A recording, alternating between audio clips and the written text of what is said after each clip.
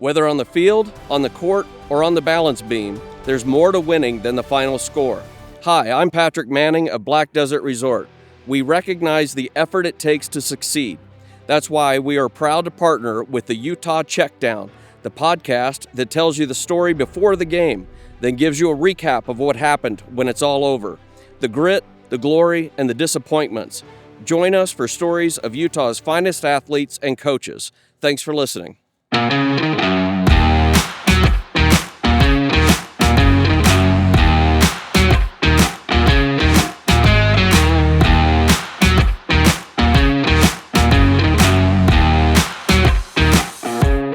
You're listening to the Utah Checkdown podcast. And now your host, Josh Furlong.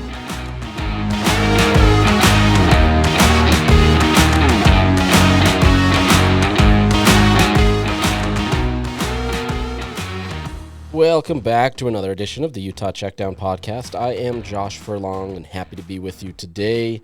Hopefully you had a good bye week, kind of got that reset. Maybe you didn't follow football this weekend. I don't know. Maybe you just kind of need a break. I don't know. Whatever works for you. It was a good weekend of college football. Obviously, the Ohio State-Penn State game was probably the climax of the weekend in terms of just two top 5 teams going at it.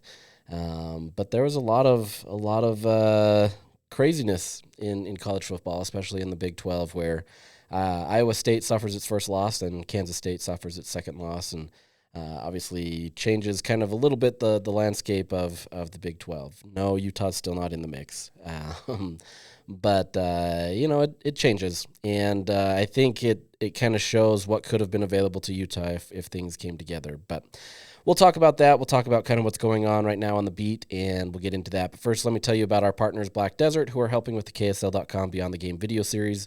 The videos highlight various athletes and give an inside look into their life. Recently, we talked with former Utah offensive lineman Garrett Bowles about how a second chance at life allowed him to pay it forward to troubled youth.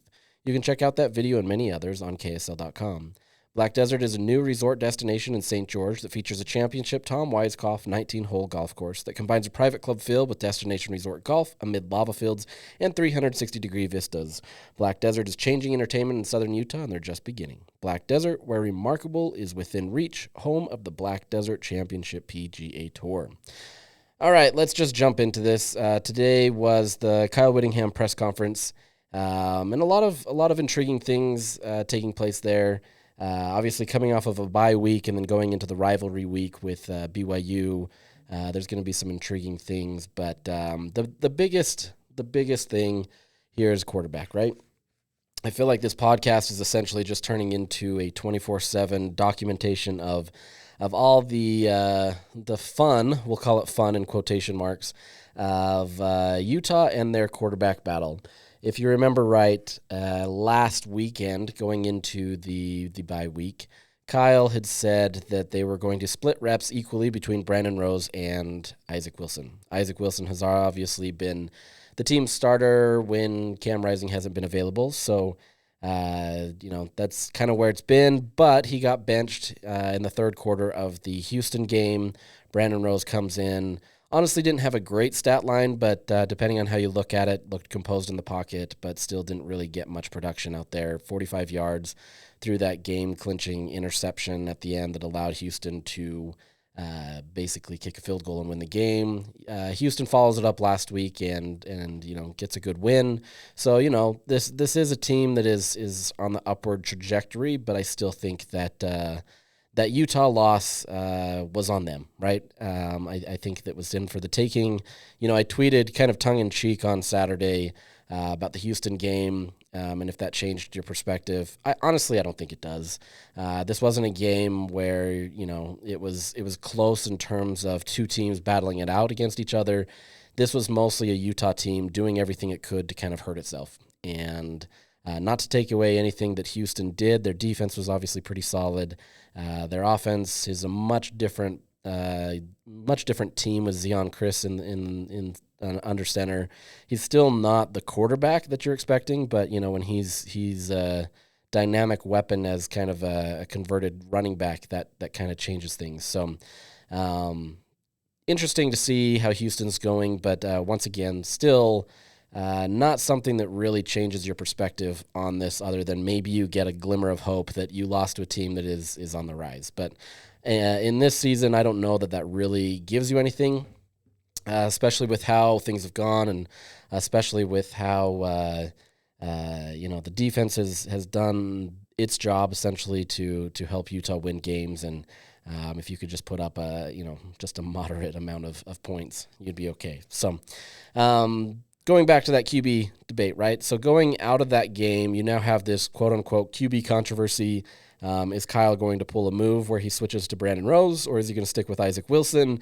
Are you looking to the future, or are you trying to kind of win games now? And that's kind of what people have kind of put it on right now, right? Can you win games with Brandon Rose where you get a little bit more experience in terms of being in the system long enough and understanding what's going on? The reality is as I documented last week, Brandon Rose was beat out by Isaac Wilson. Now, depending on how you want to view that, was it Kyle trying to appease the new upstart 4-star QB and trying to keep those in-state inroads, going? It's up to debate. I think they honestly felt like he showed out better in fall camp and deserved to be number 2. At least that's what we heard. Kind of a side note, this is part of the reason why us as media get frustrated that we don't get to watch some elements of practice, right? We have to take it on face value, and we're left to whatever they tell us. And so outside of us talking to sources or other things, which, they're not always perfectly accurate, and there's not always a perfect source out there that's going to give you everything that you need. Outside of us not being able to see it, that's where we have to go. And so there's been a lot of speculation and a lot of different things going on related to this team, and the media has been left out of the loop. And I know every time I tweet about access for media, I get a bunch of fans pissed off at me for, saying cry me a river type stuff. The reality is this hurts you. This hurts you as a fan. This doesn't allow you to be able to understand what's going on in the program. This is what you're spending your hard-earned money on, especially if you're donating to NIL. You don't get that access, because we don't get that access, and that hurts the program. You can close off access, and you can do these things in the name of, secrecy and trying to get the competitive edge, but it's been proven that it doesn't necessarily change anything, right? Teams still have to go out there and perform. The reality is Utah isn't performing, and we don't know if this was a problem from the beginning, if this was something where they were struggling early on, and maybe we could have tempered expectations a bit. I still think this is not that case. I think this is a team that had the ability and everything to compete for a championship and absolutely go through this Big 12.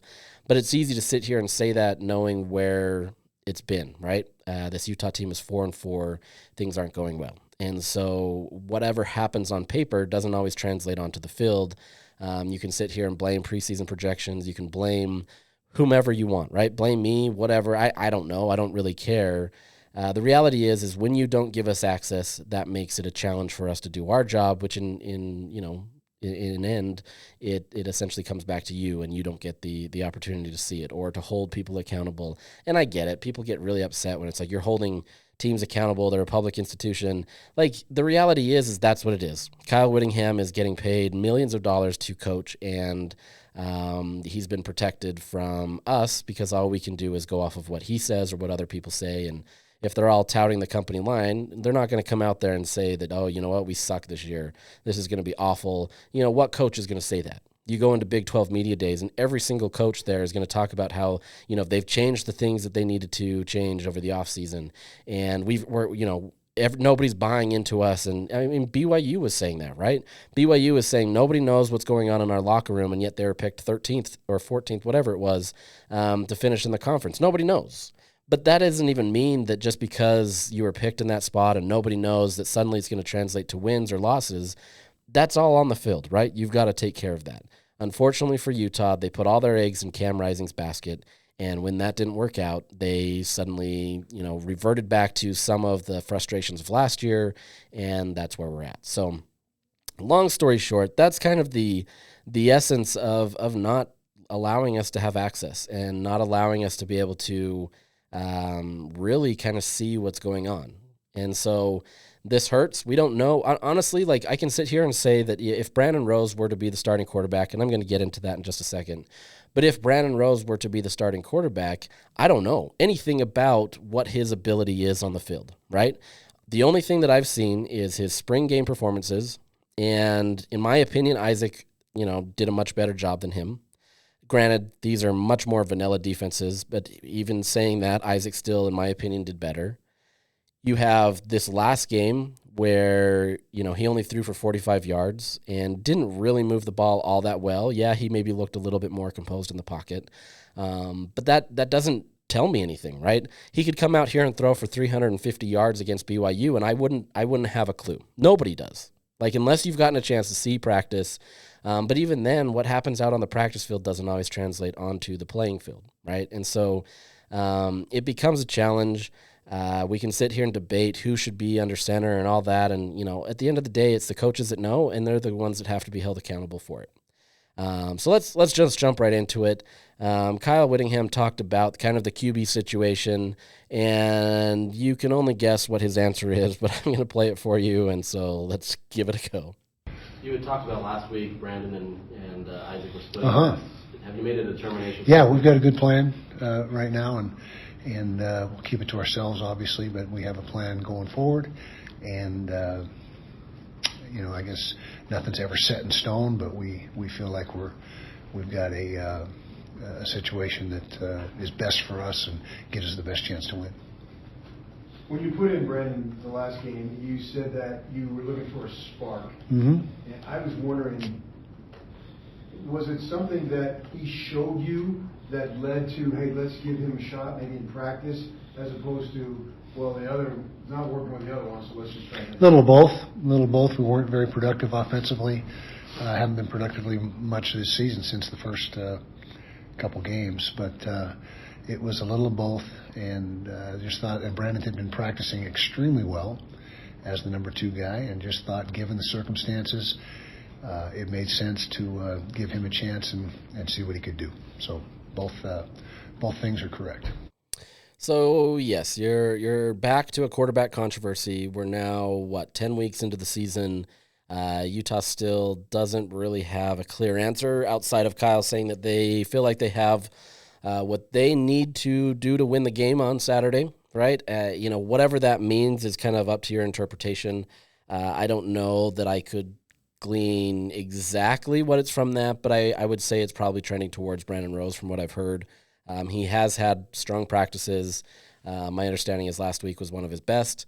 But once again, I don't know that foretells anything, right? You can have strong practices, but when you get on the field, especially against a BYU team that has been playing very well and connected on defense, all of that can go out the window if you get sped up. So, if Utah does decide to go with Brandon Rose, you have to hope that he is the guy, right? You have to hope that he can do what they need him to do and that they've found an offensive identity that fits his skill set. At the end of the day, this is really kind of the situation that Utah's in, where they haven't been able to adapt to their players, or at least in a way that changes what they do best. And so, it's been a challenge for them to just kind of keep, trying to do the same things that they feel like they need to do, while not really kind of scheming towards that. And so, if Brandon is the guy, and like I said, it's trending towards that way. I don't know that that's fully the case, but it is trending towards that. If he is the guy, if you're a Utah fan, you have to hope that he can get something done, right? You have to hope, because if not, what did you do? You now just benched Isaac Wilson, who is supposed to be the future of the program. I think everybody kind of expects that. And I'm going to play a clip from Kyle Whittingham about Isaac in just a second. But if you go away from Isaac, what more does that do for you, right? Can you go back and turn it to him? Yeah, you can. And I think maybe that might give him a little rallying cry in some respects, like, see, I got this type stuff. But at the end of the day, we talked about this, right? I've talked about this last week, and when I documented, the nature of a true freshman, kind of where they're at and kind of how this team is, this is a Utah team that they're trying to win now while also trying to project to the future. And maybe Brandon Rose is that guy, right? Maybe Brandon, if you can get him to win those games this year and then, or at least compete, right? It doesn't even have to be wins, but at least compete and give your guys a better taste in their mouth. You do that, and then, maybe he's your starter next year. That's great. Now you still have a proven, freshman quarterback that can maybe redshirt, learn from it. You can go to him if you need to. That would be all fine and dandy, right? Assuming that you don't get any transfers in or different things that way. But if it doesn't, now you're in a world of hurt in the sense that now you have to go back to Isaac Wilson and do that in a way where you already kind of showed him that you lost confidence. And Isaac is a supremely confident kid, but at the same time, it's not easy when you don't get a guy in rhythm, right? You don't get him, giving him his confidence. You've seen him completely change in demeanor in terms of his on-field play as the season has developed. When he was at the Utah State game, there was a few things he had to shake off the rust on, but that was like his first true start. He'd gotten his opportunity. Once he got into a rhythm and kind of got over those initial jitters of just, I'm now the starter, he started to develop, and he was making throws that, really kind of showed what his potential could be. And he continued to do some of that stuff. And Oklahoma State wasn't perfect, but he still did well. He didn't know he was starting that game because there was still the drama with Cam Rising and yada, yada, yada. But as the season has developed and things haven't worked and you hear all the criticism about the offense, it's real easy to put that on yourself, especially as an 18-year-old kid, right? And then when everything is going wrong, and then you get benched and there's not really a clear decision why other than just saying for a spark, that becomes a challenge. And like I said, there needs to be something where Isaac is held accountable for his play, right? You can't just expect to always play a quarterback that isn't performing. But at the same time, as has been documented many, many times, and I'm not going to go over to all of it, this isn't all on Isaac, right? The run game hasn't been effective. The offensive line hasn't been effective. Isaac hasn't been effective to some extent as well. So this is more than just him. But if you go away from that and Brandon Rose is not the answer, now I feel like that opens up a whole new can of worms, and we're back to another quarterback battle. And, this season, but for all intents and purposes, is lost. You're hoping that you can play for a bowl game. You're hoping that you can play to beat your rival. BYU is favored by, I believe it's now 4 points. We'll get into them. This isn't going to be a BYU podcast today. We'll review them and project them and all that other stuff on Thursday as we go over that. But this is the situation Utah's in right now, right? Like, it's not an easy situation. It's not something that you want to be in, and if you go out with Isaac, do you feel like you have the confidence in him to keep him in throughout the entire game, right? This is going to be an emotional game. Let's be honest. Like, you're going in there, you're going against your other older brothers. It's not just Zach. It's all three brothers. This is their team. And so what does that mean? Is he going to try to push more? Is he going to try to make a mistake? Are mistakes going to develop because he's trying to press a little bit? That becomes a challenge. And so regardless of how you go with this, you're kind of telling us what you want the rest of the season to be. And I'm not saying that Utah shouldn't try to win now, right? Because you do owe it to the players in that room that this is going to be their last year. You owe it to them to be able to give them tape so that they can develop and go on to the NFL or at least have their best chance at an NFL opportunity or wherever it may be, right? But that may not always be the answer in what you're trying to do. So there's that. Here's kind of what here is what Whittingham said about the Wilson situation and kind of their thoughts on who he is as a player. Yeah, to kind of go back to the transfer portal, obviously with quarterbacks like the NFL, they're starting to become the highest paid position in college football. In terms of a roster building perspective and what you've seen from Isaac, has there been any pause, I guess, from what you've seen from his play to potentially view him as the future of this program moving forward? I know that's a very broad question, but just curious based off of your perspective. Well, just generally speaking, we got a ton of belief in Isaac, and we think he's got a big upside. We didn't know he'd be thrust into the starting role a game and a half into the season. The idea and the plan was, hopefully Cam stays healthy, Isaac gets sporadic playing time along the way and continues to develop. It really takes over in spring as the number one guy. I mean, everything was accelerated so much, and it's almost I don't want to say it's unfair to Isaac because there are other true freshmen in the country that are thrust into starting roles, one reason or another. But the bottom line is we have a lot of belief in Isaac, and it'll be, important to see how the year finishes out. He's had nearly 400 snaps. I think he's had 397 snaps at quarterback so far this year, and that's far more than we anticipated him having. But silver lining is he's going to be that much further ahead in the future because of these snaps that he's had. I'll just go out and say it. It has been unfair to Isaac Wilson, right? And I know that's not, that's the role that he was put in, right? He was named QB2, and so it's not unfair in that respect. But this is a tall task for him to be able to be put in where, you haven't really adapted the game plan to him and really haven't opened it up to help him and have just kind of let him be on his own in that respect. I know it's not quite that black and white, but at the same time, this has been a tough challenge for him, right? And so, like he said, we'll see how this develops in the future.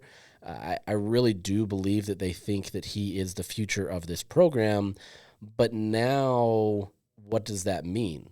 Like I said, let's say Brandon Rose gets the job on Saturday, and he goes out there and competes, right? Like, I don't know what that looks like. Are you trying to keep the game close? Do you win?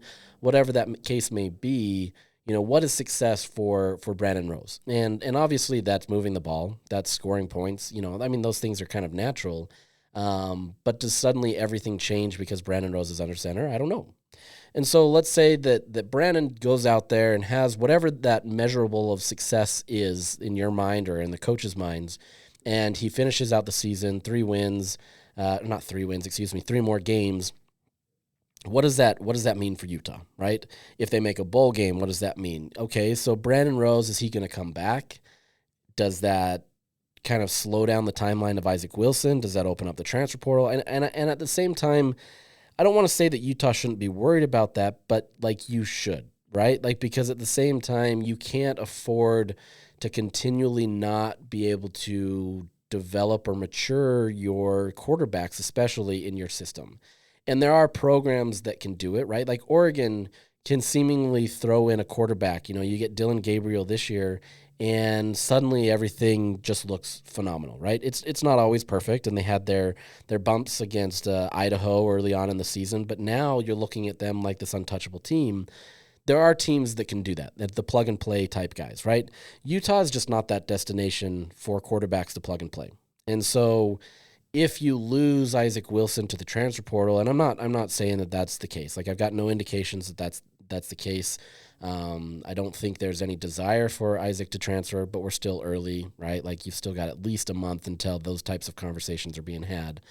But at the same time, you have to look at some of those things, right? And if you go into this and you're losing another quarterback and you have to go in and try to get more of these transfer guys, don't get me wrong, they're going to look for transfer quarterbacks. That's a thing that they're going to do. So you can already expect that. But you can't expect them to necessarily just jump right in and have success at Utah, especially at Utah. It's just a different system. Andy Ludwig is no longer here, but Kyle, as I've mentioned, is always going to restrain the offense a little bit, wants to keep things safe, doesn't really want to take his shots. Can you get a guy that can fit that exact mold and do exactly what you need him to do to get that trust that, a Cam Rising had? If you can get that, and Kyle Whittingham is still the head coach, that works great. What that looks like if Morgan Scalley's the head coach, I don't know. I know Morgan wants to open it up a little bit more, and he wants to have more of a modern type offense. But that doesn't necessarily mean that it's going to be this easy plug and play. There's a lot of schools around the country that try that, and it just doesn't always translate, right? You have to find your guy. You have to find somebody that can fit your offense, but you have to have that identity. And if you lose that identity, it doesn't really work for you. And unfortunately for Utah, they've lost their identity. They've always, under Kyle Whittingham, run first. You establish the run. You establish the physicality, and you win that way, right? It's always that. It's always been, you win the trenches, and you want to beat the team in that regard. You control the game by controlling the clock. You run the ball. You're doing everything to just manufacture the game that way. Going into this year, they were talking about more working on the outside, and I'm not saying that that was not part of their identity, because you do have to have that, right? You can still be the Kyle Whittingham-led offense with more of a passing attack, right? You can still get the ball to Dorian Singer, and you still get it to Carson Ryan and Brant Keithy and Landon King and all these other guys on the outside and still maintain your identity, right? You can still establish the run. You can still establish that physicality, but it becomes a challenge when you start taking a little bit of that away. And I feel like this coaching staff has kind of steered a little bit away from that. And fortunately, today we were able to ask Kyle about this, and he was pretty candid about it for the most part. I mean, he's not going to give the full root cause or the root answers to this, because, you know, that's never going to happen. But we got a lot of answers about kind of the identity of what this team is.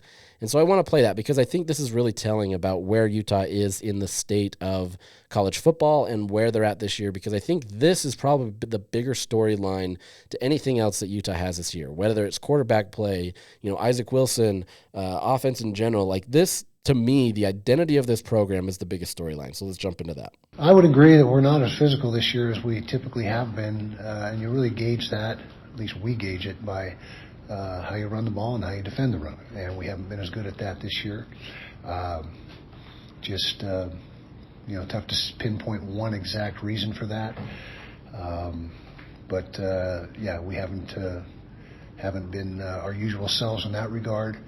And that has been our identity as well. And so they go hand in hand. And, the ability to run the ball and play action pass off of that's been our formula for success for a lot of years. And the ability on defense to turn teams one-dimensional by taking away the run and forcing them to throw has not surfaced this year either. So that's certainly been a big part of our issue this year.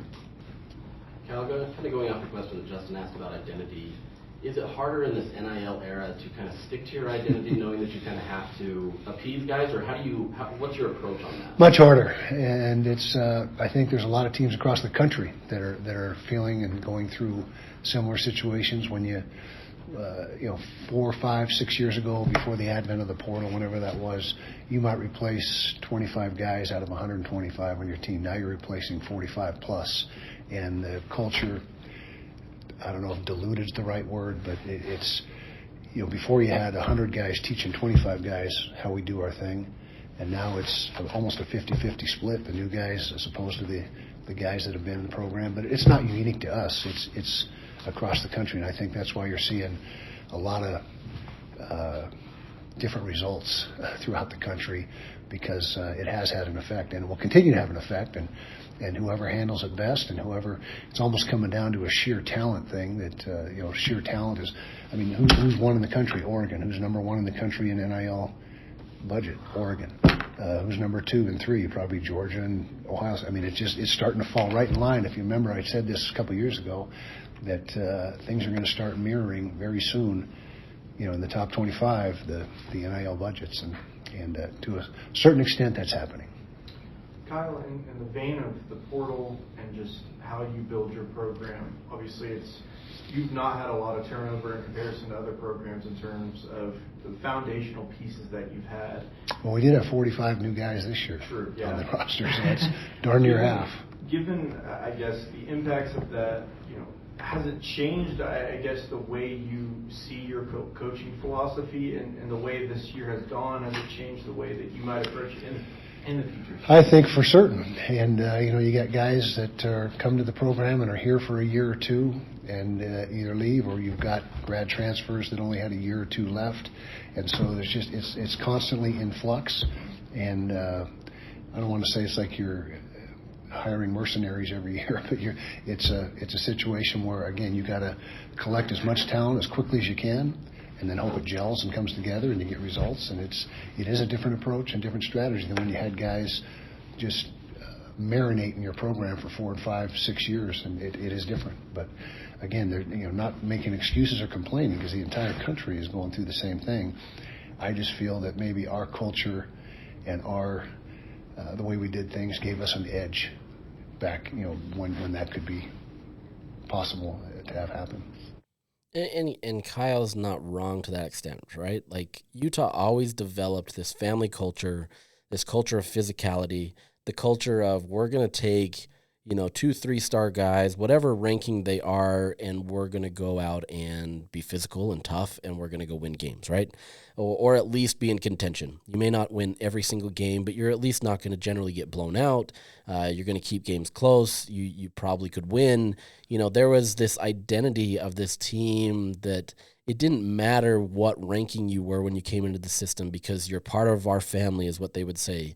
And everybody bought in, and there was this collective belief that everything was going to be, great because players could be in the system for a few years. And there were transfers, right? Like before the full transfer portal, there were guys that would come in and out. Cam Rising came in before the transfer portal. So it's not like this is something that wasn't happening. Obviously, it is a much more exponential rate now where you can have full turnover in rosters. Colorado, they turn over almost every single position. But you've got guys, as he mentioned, that aren't fully, I don't want to say that they're not fully invested in the program or the culture. It's just not something that is as important to them, especially when you're only going to be there for a year, right? I'm using a guy like Dorian Singer, who is not the guy that's the problem, right? He's not a problem. He's the guy that's working hard. He's doing everything he needs to. He demands the ball, but he also works some of the hardest out there on the field. And so he's not the problem, but I'm using him as the example because of who he is, and that's the case. He comes into this program, it would be real easy for him to say, I'm this star receiver. I had all these suitors. I've played at USC. I've done all this stuff, and I demand the ball. And if I don't do that, that's tough luck on everybody else because that's me.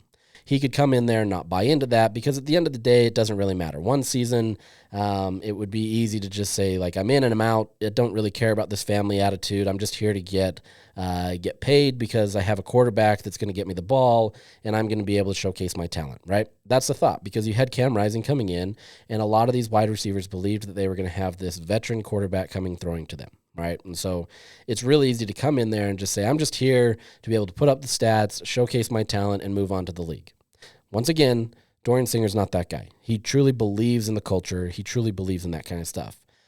But you can see how easily that is for another player who maybe doesn't have that same work ethic or doesn't have that same buy-in, where when things go south, when Cam Rising is out and you don't have that veteran quarterback, even, Brandon Rose has been in the program for 3 years, and if, even if he comes in, he's not experienced because he just hasn't got it. That's a completely different game plan. And so once things aren't working anymore, it's real easy for that culture to break down, where there becomes infighting in the program. And once again, I'm not reporting that this is happening. I know there's a lot of speculation on Twitter and everywhere that there's these internal fights and, everybody hates each other. Look, every single football team has frustration. To that extent, they're still a family. They're the ones going to battle with each other day in and day out. And so there are going to be frustrations. That's every team. Even on Utah's championship winning years, there's frustrations. They've had players-only meetings that year. They've had different things. So this isn't anything new. Now, you can believe everything that you want to on Twitter and believe that, I'm not going to get into it. I don't want to expound upon those things because I haven't heard that any of that is true outside of just the general team stuff. There's frustrations, right? The defense is frustrated at the offense. That happens, right? But this isn't necessarily anything new at Utah. Now, it's a little worse, but the defense has always been entrusted to be able to carry a team, and then when the offense is able to do their job, it obviously makes things better. So there's frustrations. But at the end of the day, there's a whole culture shift in this program, and that can apply to the coaching staff as well. If the coaching staff is just more worried about NIL and who am I going to lose and catering to players, there was a comment early on in the season where, Dorian Singer was getting a ton of the attention from the offense, right? I think Isaac Wilson, threw him the ball 14 times that game. It could have been even more. I can't even remember. It was a lot. There were other guys that were available, right? And we asked Kyle Whittingham about this after at a practice, and he says the best players are going to get the ball. But it was kind of, there was more behind that in the sense that, it comes down to culture. It comes down to you want to be able to develop the players that come in through NIL. You want to be able to do what you can. And so this becomes a collective team effort where if the coaching staff stops embracing their own identity and kind of chases the NIL situations, that becomes a problem. Now you have players, if they are just chasing the NIL opportunities and trying to get their own stats, that becomes a problem. And slowly that culture deteriorates inside of a program. Once again, I'm not saying that this is where Utah's at and suddenly they're doomed and there's no culture here and nobody believes in the family mindset and mentality. I think they do, right? But I don't think that that can be the calling card that Utah has anymore, especially when things go wrong, right? In the past, it was, our backs are against the wall. You got that chip on our shoulder. We're the underdog mentality, and we're going to go out there and prove the world. Now Utah has the expectations. They come out there. They're expected to run the Big 12. That was the understanding that everybody had. Fans expected that. The team expected that. You were kind of untouchable with Cam Rising. The problem is you had Cam Rising, and that was it in terms of the mindset, right? The reason why Utah was projected so high when you were coming into a new conference, knowing that Kansas State was supposed to be good, Oklahoma State was supposed to be good, Iowa State was supposed to be good, Arizona, there was a bunch of teams that were supposed to be good, but the reason Utah got picked to be the favorite is because of Cam Rising and the complementary set of players, right? But that's the reason. And Utah bought into that reason, and they continued to go into that reason. And so when things didn't work out, it changed. And so suddenly this culture that you've had of physicality and of family, everything kind of changed in that mindset where it became much more of a challenge for you to be able to kind of hang on. And so now when there's a bunch of cracks in that armor and Utah's offense has just been abysmal, it's real easy to start pointing fingers. It's really easy to sit here and say, no, this is a coaching problem. It's really easy to sit here and say, no, this is a quarterback problem. No, it's the offensive problem. No, it's the run game problem. No, it's the offensive line problem. It's really easy for every single one of those position groups or coaches to point fingers, right? Coaches can sit there and say, players need to play. We've practiced. We've taught them the right things. They need to do it. Okay. Players can sit there and say, the coaches need to set us up in a better position. Okay. All of those things are true. And you would be 100% right. And that's why you're getting this situation where nobody has this clear answer. At least nobody's willing to give a set clear answer, not even Kyle Whittingham. And it's because it's all a problem, right? It's all kind of showing up. And so all of these little things and all these little factions are coming in. At the end of the day, this is still a team that the ones that want to be there, they're going to continue to fight. And you're going to see more and more of that as the season develops, especially if Utah keeps losing. Who wants to be there? Mekhi Bernard wants to be there. Dorian Singer wants to be there. You have those types of guys that want to be in there and get in that mix. There's more guys than that. I'm just pointing those two out. They want to be able to be in there for whatever reason. I don't know what their motivation is. I know they love football. Obviously, Dorian Singer, for example, has a bright future in the NFL, and he's trying to do the best that he can to get there. Mekhi Bernard is continually trying to show that, he can be the every down back, that he can be this guy that can be relied on and be a guy to lead a team in the run game. But all of those things have to complement each other. They all have to buy in. They all have to believe in this, and they have to maintain that identity. Right now, it doesn't feel like Utah has any identity in terms of what they're trying to do. You can say that they're trying to establish the run or they're trying to become more physical. The reality is they're doing none of that. Maybe on the defensive side, they're being a little bit more physical and they're trying to be able to maintain that and they're doing a good job, but there's no set identity on this offensive side of the ball. And that becomes a big challenge for a team that is trying to do that while also maintaining some level of success. It doesn't matter that the true freshman quarterback was out there. It does in the sense that, it makes it much more of a challenge. But at the end of the day, it's more about the process and more about how you've developed that identity than anything. That culture. And as much as Kyle Whittingham, I believe it. Like Kyle Whittingham says, we had much more of an edge that way when we were able to do it the way that we wanted to, right? NIL has changed that. But in the same vein, you've got to adapt with the times. And for the most part, Kyle Whittingham has done a great job of adapting. He did well to be able to make sure that NIL funds were available. They were able to keep players, whether it be Cam or Brant, or you're bringing in a Dorian Singer or any of these other players that you can come in. They've done well to adapt to the times of in terms of just being able to rally a fan base, rally donor base, and be able to compete in the world of NIL. Is it still the level of Oregon or Ohio State? Absolutely not, right? But it's at least at a competitive enough level that you could win the Big 12, right? There's no doubt that Utah could have won the Big 12. The problem is a lot of the other stuff that goes into that is they're not adapting to what they need to do. The coaching staff, you look at Andy Ludwig, for example. Andy Ludwig, his offense isn't the problem in terms of his scheming, right? He knows what to do. He's got a great mindset. He's the type of guy that is playing chess while everybody else is playing checkers. He can see things. He can project things. The problem is it took so long for players to understand his offense that it became a challenge. You can't necessarily bring in a majority of these players through the transfer portal, especially ones that only have 1 year, and expect them to suddenly be inserted into that unit. As much as these guys compete on a day in and day out basis and they're working hard, there's still levels to that, right? The Dorian Singers, the same as like a Jalen Johnson or a Clark Phillips III, those guys put in incredible amounts of time. They still did the bare minimum for what they had to for Utah football, which is already at a high level. And then they took it to the next level to be able to be better. And you're seeing that projected them into the NFL where they've done a phenomenal job. And they did a phenomenal job at Utah. There's going to be a select few amount of those players that are going to do beyond what is necessary at Utah. And so to be able to come in there, you have to be able to adapt to the offense. You have to be able to adapt to the defense. You've got to be able to help these players in a way that it helps them adapt to a modern style offense. And I know that that's really challenging for an offensive coordinator who's been in the game for a long time, maybe doesn't like the way that the current structure is. I don't know. Andy never talked about that kind of stuff.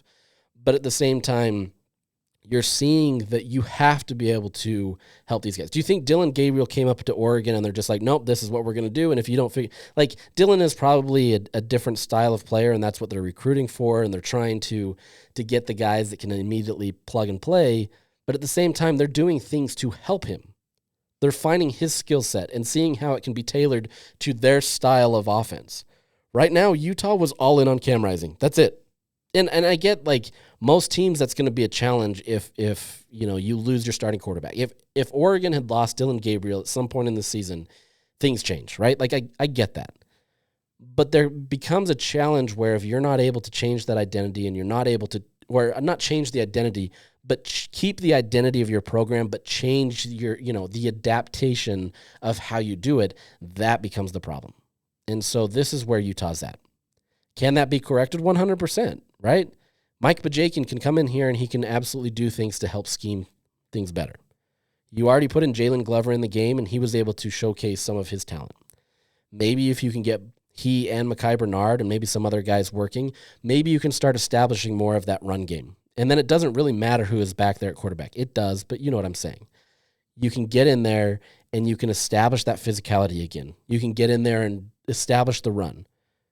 And then it doesn't matter who your opponent is. Utah has the talent to beat BYU. Now, that we'll debate this on Thursday and kind of see what it takes. But they have the talent. It's just a matter of being able to put all these pieces together to be able to compete in unison to be able to make it done. Right now, there's a lot of, I don't want to call it self-interest, but there's a lot of players that have their own interest of trying to get to where they need to. Mekhi Bernard talked about that after the Houston game. We have to have a culture of wanting to win. And until Utah can get there, they're going to face these similar situations. And when we come back next Monday and we talk about how Utah did against BYU, it's going to be either more of the same stuff where Utah just completely was terrible and we can continue to point fingers and we can continue to say, no, this is the reason, this guy's got to go, this guy's got to, there's a lot of that. Or you're turning the page and you're saying, okay, this is how Utah finally got it done, right? They may not win. They probably won't win. But at the same time, you can at least have progress, right? And I think that more than anything is where Utah needs to go. You don't have to beat BYU this weekend to be able to salvage your season. Yes, it's not going to be the season that you wanted. In a 7-3 season, let's say you win those last 3 games, wouldn't be great.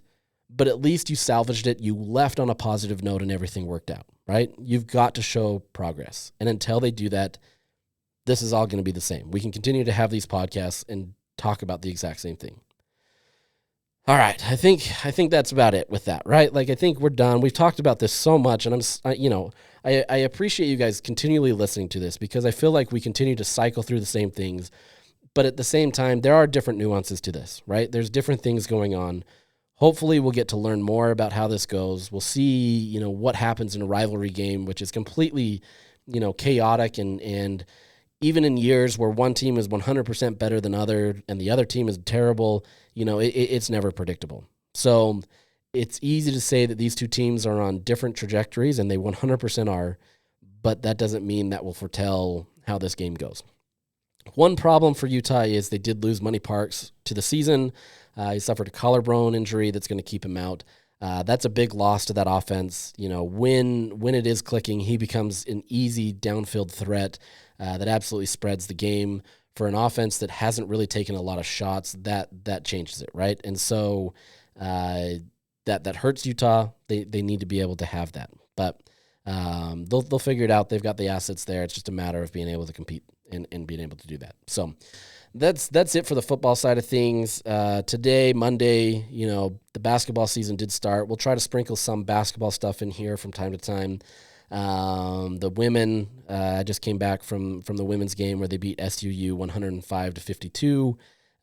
They look good. Their offense is clicking. I think they have a much more flowing offense, and I don't know that we learn a ton from Southern Utah, a team that is clearly inferior to what type of team Utah can be. But at the same respect, I think this Utah team is being, I don't want to call it disrespect, but I think they're being kind of, they're not looked at as highly in the Big 12 right now just based on losing Alyssa Peely. But I think they have the talent to be as good, if not better, just based on kind of how they're able to share the ball. You've got Jenna Johnson, Maye Torre down in the post that can do some really phenomenal things, and you continue to have a bunch of sharpshooters on the outside. And defensively, outside of a few mental lapses or times where, especially the secondary unit comes into the game as the starters are sitting, there were some lapses. But I think this is a complete team. I think they have shown potential to be able to do well on both sides of the ball. And really kind of be at that upper echelon style team again. So obviously the Sweet 16 and beyond is their goal. They're 1-0 on the season, still a long ways to go, but you got to like what this team can do.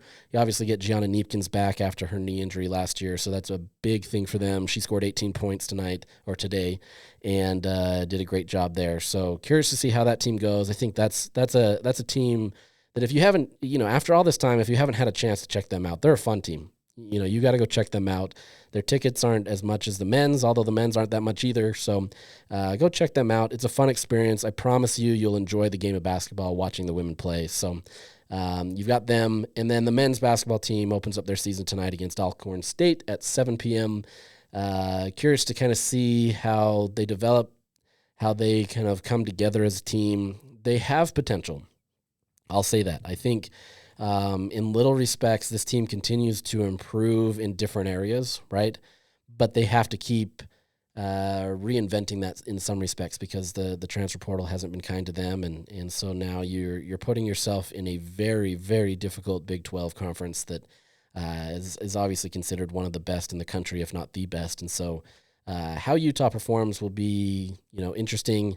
Obviously, a lot of these early season games, these non-conference slate games aren't going to tell us a ton, but at least you can kind of get an idea of what this team can look like, what they're going to do. So we'll have that. We can recap some of those types of things, as I said, as we develop some basketball in here. But this still remains a football podcast for the time being, and we'll talk about that. But we'll come back on Thursday and have a discussion about BYU, kind of seeing how that game develops, see what Utah can do, and we'll kind of go from there. So with that, we'll sign out, and we'll talk to you again later.